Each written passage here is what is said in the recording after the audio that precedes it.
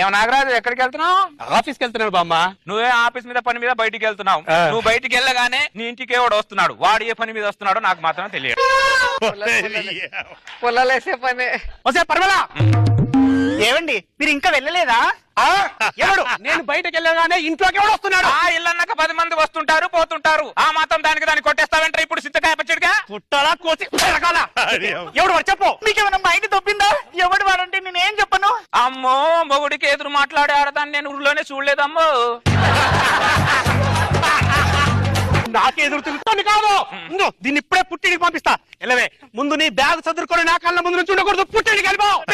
వెళ్తాను. ఇరుగు పొరుగు వాళ్ళ మాటలు పట్టుకొని